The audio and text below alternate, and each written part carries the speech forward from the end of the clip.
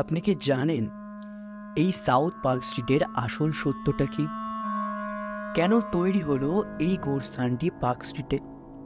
একটা পুরো পরিবারকে কেনই বা এই কবরস্থানটিতে সমাধিস্থিত করা হলো? কোথা থেকে এলো মন্দিরের আদলে তৈরি এই সিমেট্রিটি? কেনই বা ডিরোজিওকে সমাধিস্থিত করা হলো এই স্থানটিতে? এই সমস্ত রহস্যের উন্মোচন করতে আজকে আমরা চলে যাব কলকাতার সেই বিখ্যাত এশিয়ার মধ্যে সবথেকে বড় নন চার্চ কবরস্থানটিতে। পার্ক স্ট্রিটের গোরস্থানের কথা আপনারা সকলেই নিশ্চয়ই শুনেছেন। পার্ক স্ট্রিটের গোরস্থান কলকাতার ঐতিহাসিক কবরস্থান, যা ঔপনিবেশিক আমলের স্মৃতি বহন করে। এই গোরস্থানগুলি ব্রিটিশ ইস্ট ইন্ডিয়া কোম্পানি দ্বারা ব্রিটিশ সৈনিক ও নাগরিকদের সমাধিস্থলের জন্য প্রতিষ্ঠিত হয়েছিল।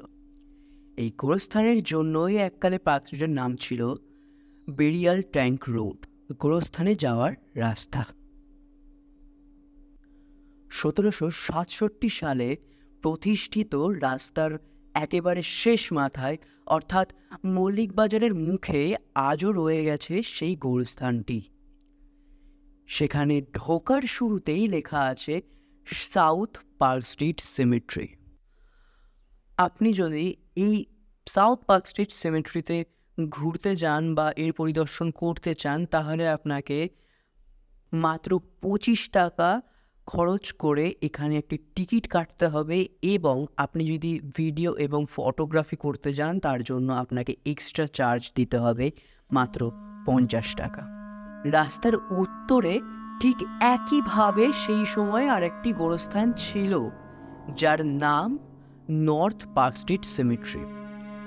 এককালে সেখানে প্রায় 450টারও বেশি সমাধি ছিল, কিন্তু আজ সেখানে দাঁড়িয়ে রয়েছে অ্যাসেম্বলি অফ গড চার্চ ও তার পাশেই মার্সি হাসপাতাল।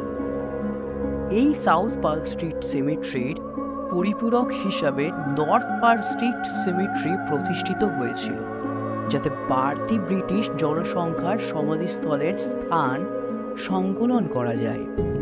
এই কবরস্থানটি কিছুটা ছোট হলেও একই রকম স্থাপত্য শৈলী এবং নকশার বৈশিষ্ট্য ধারণ করে।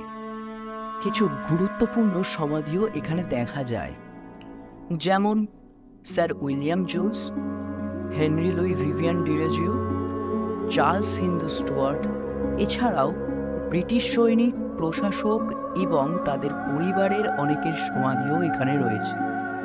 তারই মধ্যে উল্লেখযোগ্য ভেন্সি পরিবারের কবর। হেনরি ডিরোজিও 1809 সালে কলকাতার এক পর্তুগিজ ভারতীয় পরিবারে জন্মগ্রহণ করেন। তিনি ছিলেন একজন মেধাবী ছাত্র এবং অল্প বয়সেই শিক্ষকতা পেশায় যোগ দেন। মাত্র 17 বছর বয়সে তিনি হিন্দু কলেজ অর্থাৎ বর্তমানে প্রেসিডেন্সি কলেজ নামে পরিচিত, সেখানে শিক্ষকতায় শিক্ষক হিসাবে যোগদান করেন।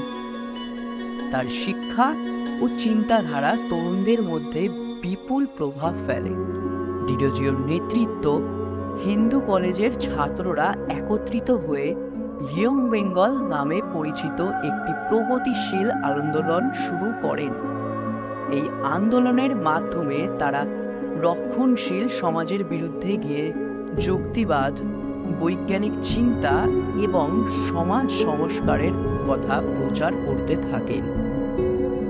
1831 সালে মাত্র 22 বছর বয়সে ডিরোজিও কলেরা রোগে আক্রান্ত হয়ে মৃত্যুবরণ করেন। আর সেই সমাধি এই সাউথ পার্ক স্ট্রিট সিমেট্রিতে আপনারা দেখতে পাবেন। উইলিয়াম জোন্স ভারতীয় ভাষা ও সংস্কৃতির প্রতি গভীর আগ্রহী হয়ে ওঠেন। তিনি সংস্কৃত, বাংলা, হিন্দি এবং অন্যান্য ভারতীয় ভাষা শিখতে শুরু করেন। তার সবচেয়ে বিখ্যাত কাজ হল এশিয়াটিক সোসাইটি প্রতিষ্ঠা, যা 1784 সালে কলকাতায় প্রতিষ্ঠিত হয়েছিল।